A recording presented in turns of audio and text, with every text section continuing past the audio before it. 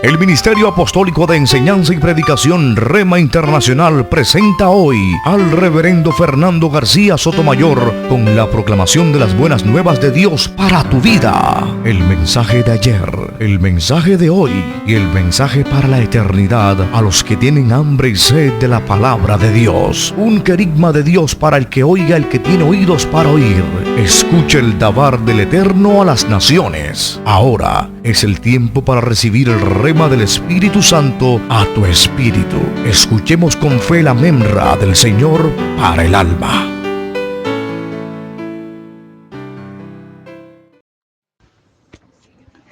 El Señor les bendiga ricamente a todos y a cada uno de ustedes, mis amados hermanos. Les habla su servidor, Reverendo Fernando García Sotomayor, y quiero compartir con usted esta breve reflexión que tengo el deseo de que sea de edificación para cada uno de ustedes. Quiero basar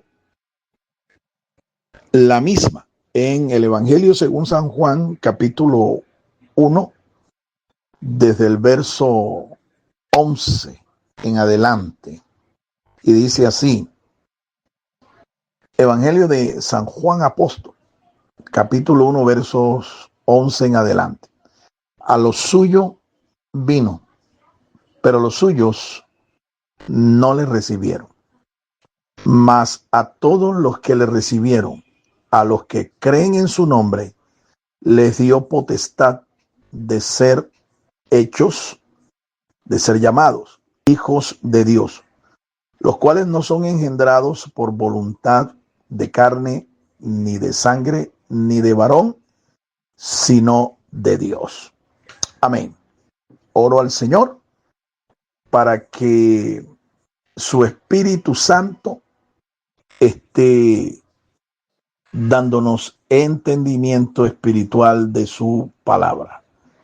Fue el Espíritu Santo de Dios quien inspiró a San Juan a escribir este pasaje.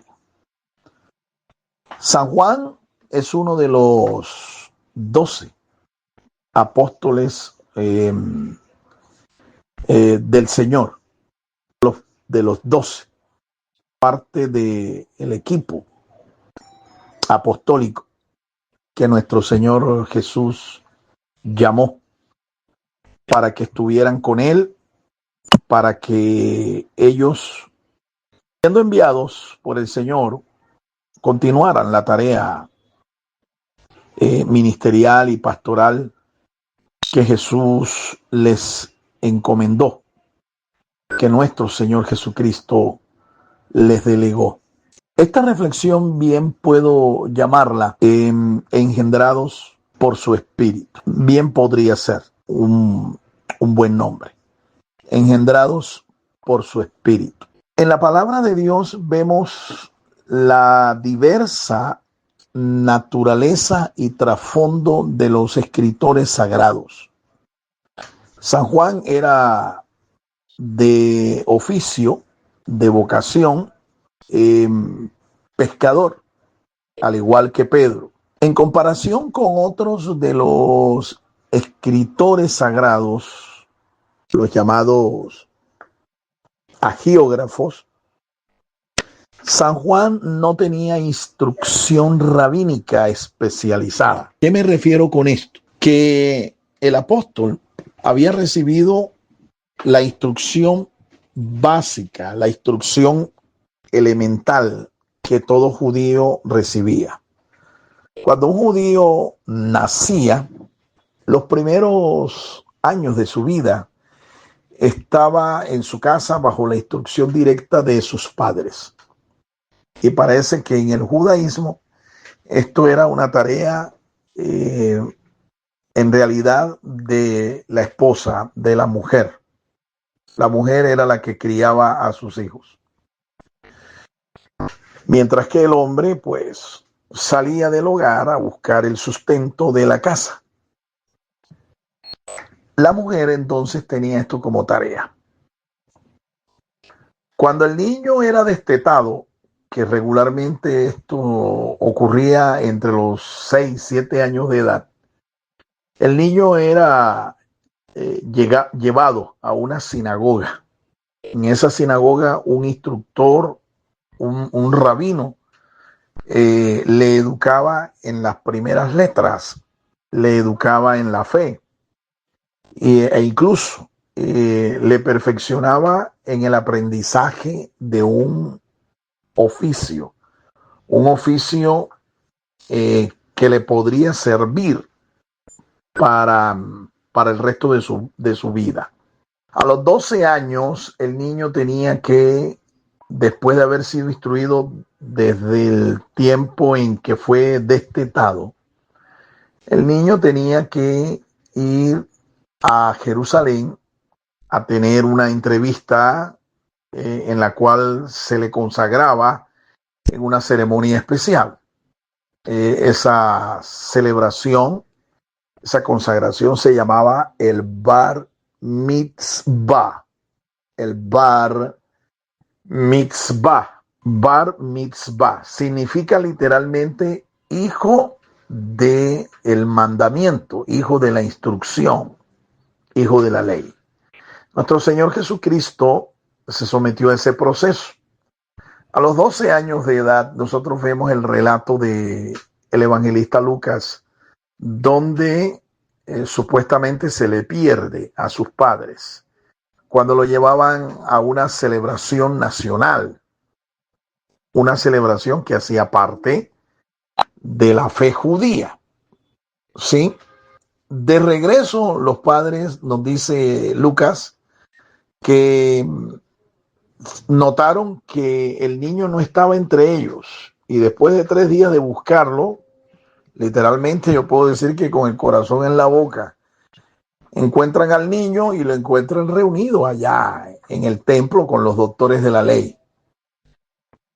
Los padres de Jesús, cuando lo encuentran, tratan de hacerle como especie de un reproche, un sutil reproche, pero al final de cuentas, el Señor les dice que, estoy parafraseando, él no era el que estaba perdido.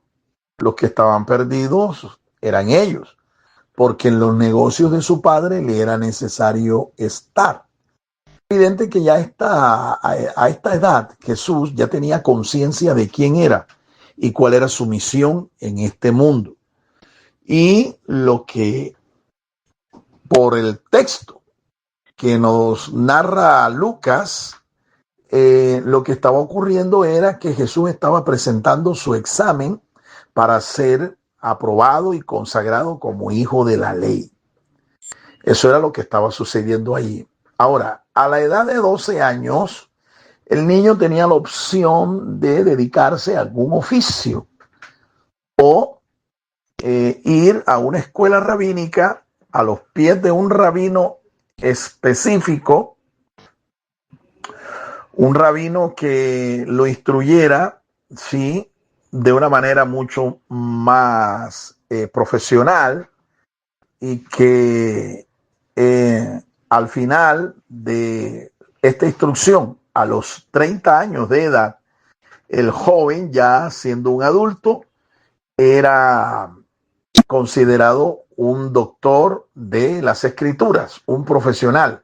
Podía ser graduado como un rabino, podía ser graduado como un escriba, podía inclusive ser graduado como un instructor para niños, ¿sí? En fin, eran diversos los oficios profesionales a los que él podía dedicarse de acuerdo a su instrucción. Nuestro Señor Jesucristo es evidente que fue instruido a los pies de un rabino.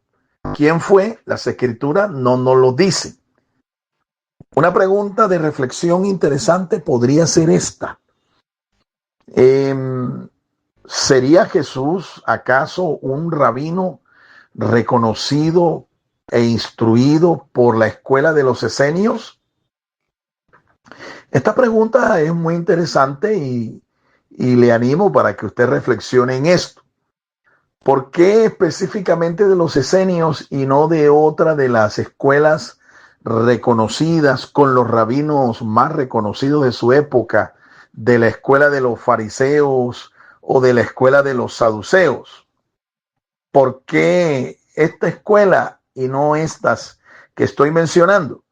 Durante su ministerio, nuestro Señor Jesucristo no tuvo una palabra, no tuvo recriminación contra los esenios. En cambio, contra los saduceos y contra los fariseos sí las tuvo, y muy violentas estas recriminaciones, muy violentas. En Marcos capítulo 7 nosotros podemos ver una de estas tremendas recriminaciones, todo el capítulo 7 del Evangelio de Marcos.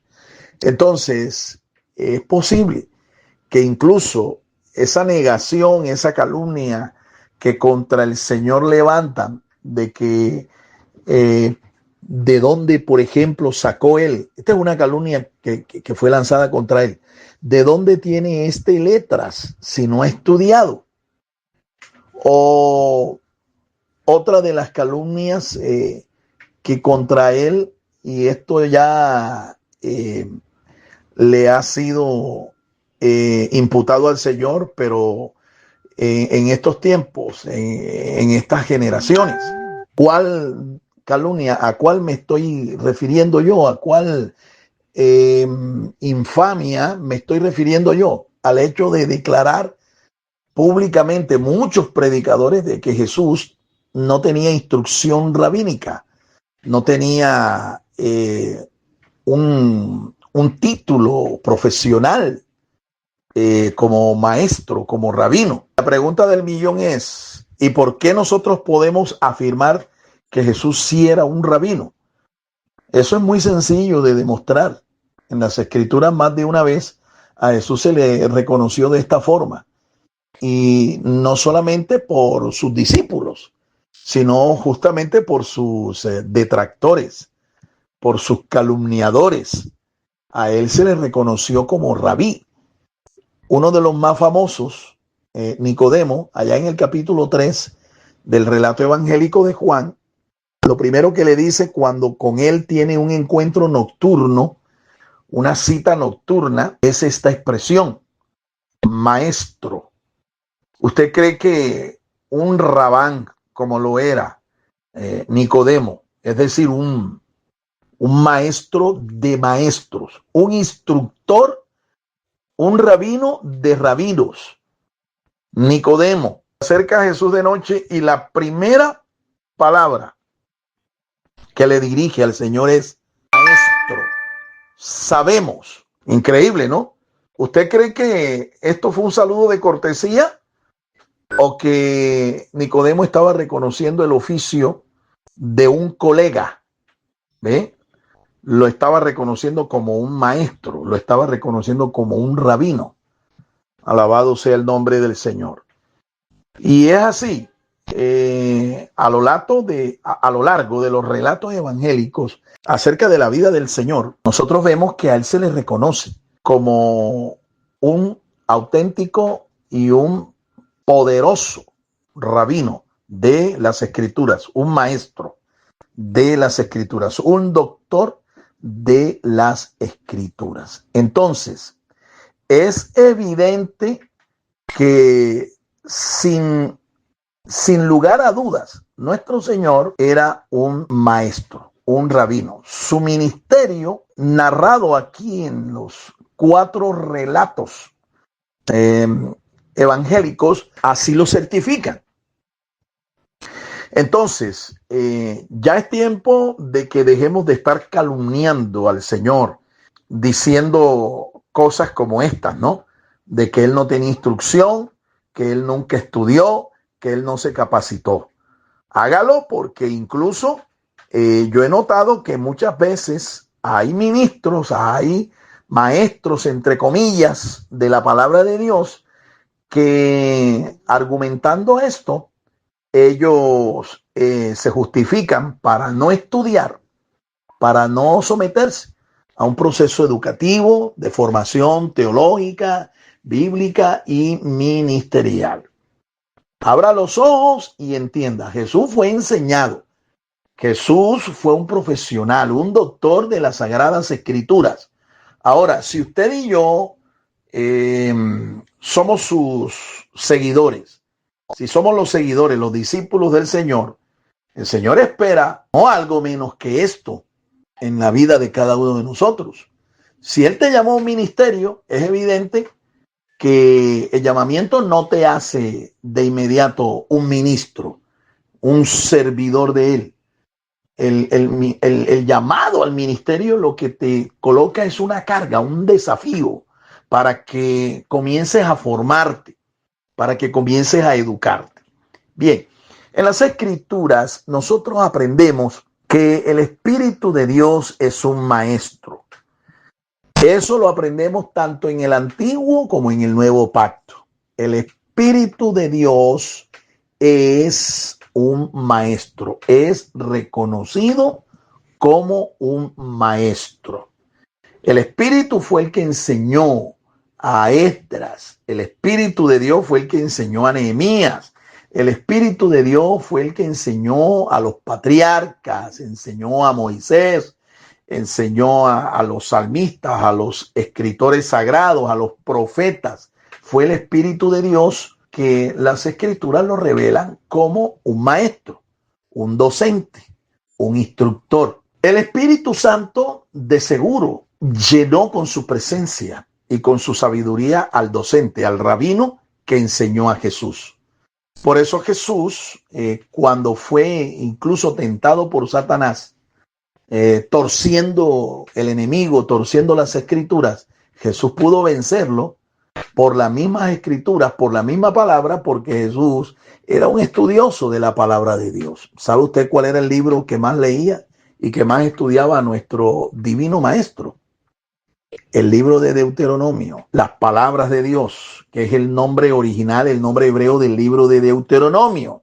Porque este nombre se le asignó por la Septuaginta, la versión de los 70. Pero el nombre hebreo del libro es Devarim, las palabras, las palabras. ¿Y las palabras de quién se está refiriendo aquí el autor inspirado? Las palabras de Dios. Este era el libro que más estudiaba, al parecer, nuestro divino maestro. El libro de Devarim, el libro de Deuteronomio. Entonces, dejando claro este punto de que los maestros que el Señor ha establecido en este tiempo son maestros que tienen que ser llenos del conocimiento de la palabra de Dios y llenos de la unción del Espíritu Santo, procedo a explicar qué significa esta expresión, la expresión unción, que es usada por el apóstol San Juan también allá en su primera carta, en el capítulo 2, los versos 20 y el verso 27. En el verso 20 de esta epístola, el apóstol San Juan se refiere a la unción como algo que permanece en la vida del que es discípulo de Jesucristo.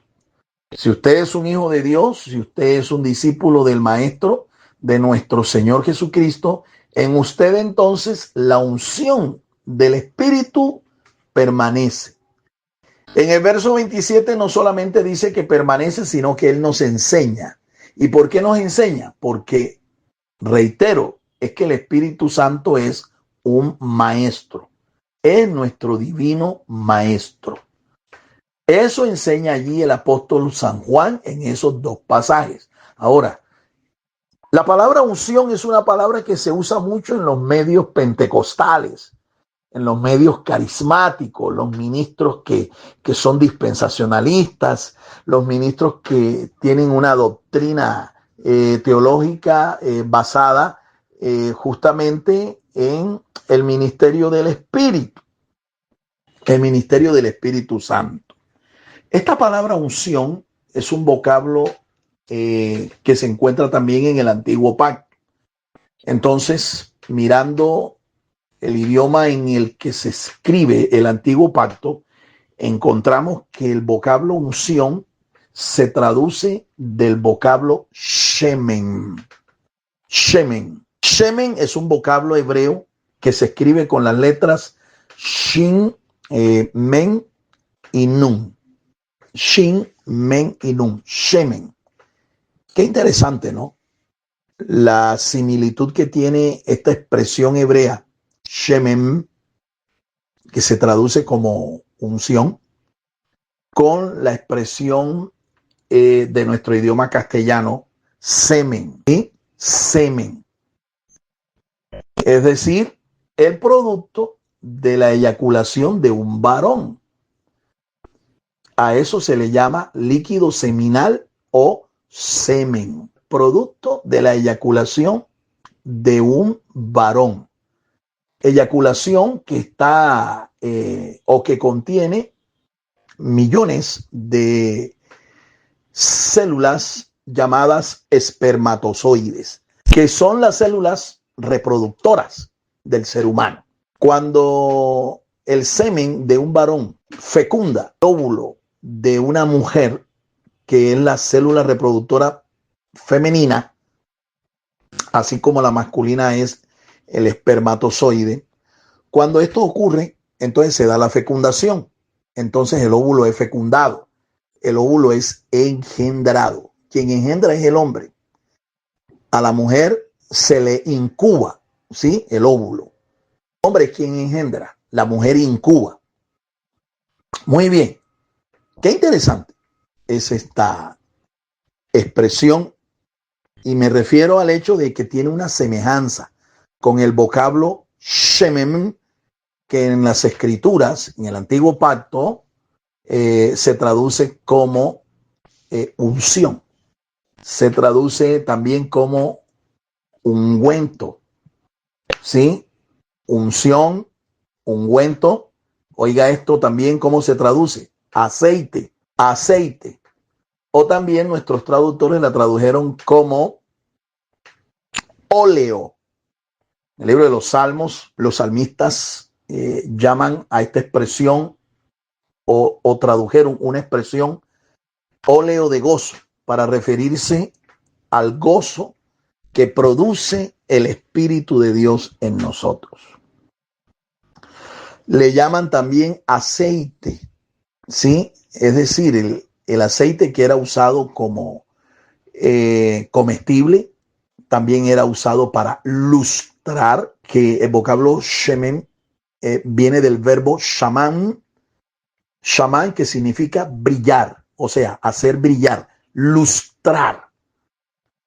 Bendito y alabado sea el nombre del Señor. Yo creo que Dios te está dando entendimiento acerca de lo que hace el Espíritu Santo en la vida de un ser humano, en la vida de un creyente en el Evangelio de nuestro Señor Jesucristo, en la vida de aquel que cree que Jesús es el Mesías, que Jesús es el Señor. Mira lo que hace el Espíritu Santo, lo que hace el shemen de Dios. Quiero volver al texto que originalmente desde el principio tomamos. San Juan capítulo 1, verso 13, dice que aquellos que creen en el Mesías, aquellos que creen que Jesús es el Hijo de Dios, aquellos que creen que Jesús es el Mesías, a los que creen en su nombre, a estos les ha dado potestad de ser hechos hijos de Dios. A estos que creen en el Mesías como hijo de Dios, a estos en el verso 13 dice que Dios los hace nacer de nuevo, que Dios los engendra. Dios los engendra. Dios los hace nacer de nuevo. Y es obviamente aquí una expresión que se refiere a un nacimiento espiritual. Un nacimiento espiritual.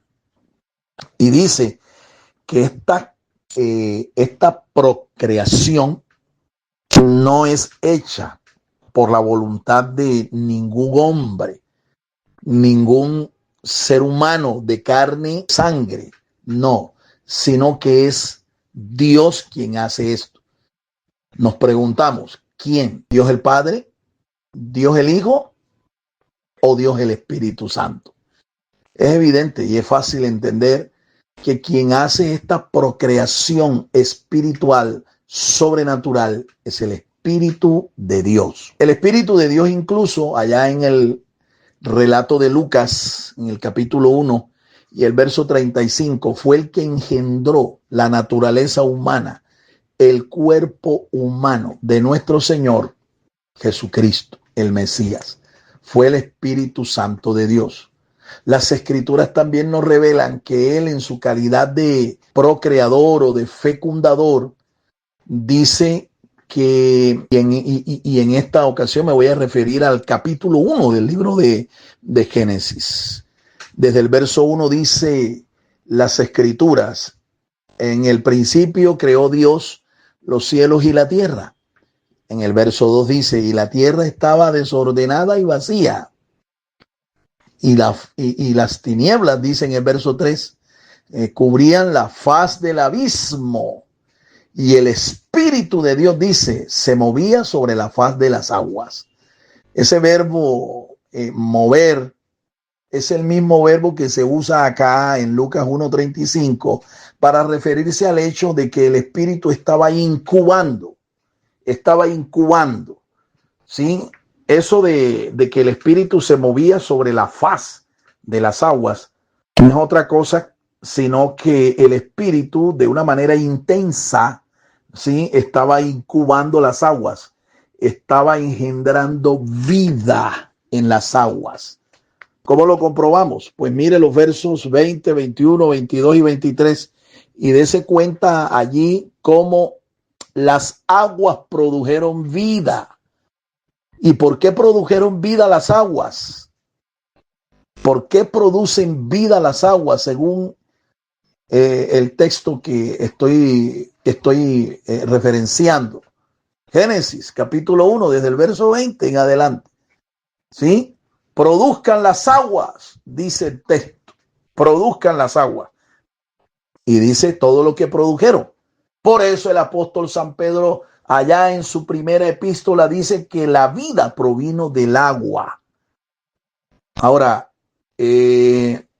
todo lo que tiene vida, según la palabra de Dios, todo lo que tiene vida, todo lo que puede manifestar vida, es porque la recibió. Y efectivamente, uno de los nombres con los cuales el Señor Jesucristo se remite al Espíritu Santo de Dios es el Espíritu de vida. Y no solo lo hace el Señor, sino también otros escritores sagrados. El Espíritu de vida. Es que la vida proviene del Espíritu Santo de Dios. La vida proviene del Espíritu de Dios.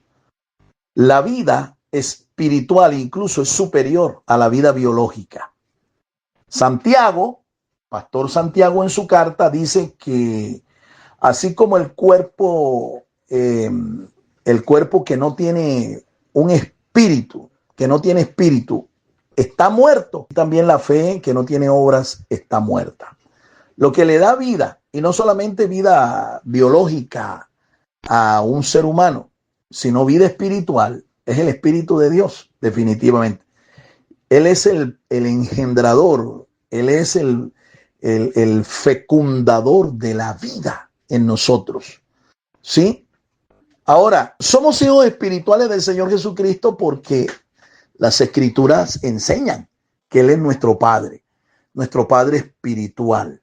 Esta verdad no la comprenden algunos de nuestros hermanos, los pastores, los ministros, los maestros de las iglesias pentecostales unidas de aquí de Colombia, la Iglesia Luz del Mundo, las iglesias unitarias de doctrina teológica unitaria. Ellos no comprenden esta poderosa verdad espiritual, que nosotros tenemos dos padres, un Padre celestial, podríamos así decir, y un Padre espiritual, que Yeshua, nuestro Señor, es el Padre espiritual nuestro. Ahora, hay un par de mensajes que yo publiqué hace algún tiempo ahí en nuestro canal, en Rema-Al-Medio TV-Net, con este nombre: doble paternidad. Son dos mensajes. y profundizan más sobre este tema. Doble paternidad. ¿Sí? Es que todo creyente, todo hijo de Dios tiene dos padres. Uno que es celestial y uno que es espiritual. Nuestro Padre espiritual es nuestro Señor Jesucristo. Porque Él, por su Espíritu, el Espíritu Santo de Dios, el Espíritu que habitó en Cristo y por el poder de su palabra nos engendró espiritualmente. Somos hijos de Dios por el poder del Espíritu Santo y el poder de la palabra de Dios. Espero que estas verdades no le tuesten la cabeza, no le tuesten el cerebro, sino que usted pueda entender una de los ministerios más gloriosos del Espíritu. Él es nuestro Padre espiritual, Él es nuestro Maestro, y esta expresión unción, eso es lo que da a entender. La unción del Espíritu, esa unción que está en nosotros, lo que representan son tres poderosas verdades espirituales. ¿Cuáles son? Número uno, unción es presencia. ¿Presencia de quién? De Dios el Espíritu. Unción es poder. ¿Poder de quién? Poder de Dios. Poder espiritual de Dios. Poder sobrenatural. Pero unción también es autoridad. ¿Autoridad de quién? Autoridad de Dios. ¿De dónde viene toda autoridad? De Dios. De Dios. El concepto, la dinámica de la autoridad proviene del trono de Dios. Proviene de Dios. Autoridad. Jesús lo dijo claro. Toda potestad, toda autoridad me es dada en los cielos y en la tierra. De modo que demos gracias al Señor, ¿verdad? Porque en su espíritu tenemos la unción. Podríamos decir que la unción, podríamos enseñarlo y no nos equivocamos al decir esto. La unción representa la presencia, el poder, la autoridad, la influencia que Dios nos ha dado para liderar a otros, para instruir a otros, para dirigir a otras personas. Espero que con esta reflexión su vida espiritual se haya edificado. Esto haya contribuido un poco al conocimiento y al crecimiento espiritual que Dios demanda de cada uno de nosotros. Señor les bendiga ricamente. Espero sus comentarios. Puedes escribirme a mi WhatsApp personal o también puedes escribirme a mi cuenta en la red X, @FaresBenYeshua. Shalom Ubraja Adonai. Paz y bendición del Señor. Hasta entonces. El Ministerio Apostólico Rema Internacional pone a disposición esta predicación. Ofrecemos ministración a simposios, seminarios, campañas evangelísticas, educación globalizada sana y de carácter interdenominacional. Escríbanos a ministerioremainternacional@gmail.com o llámenos al celular 316-270-7181.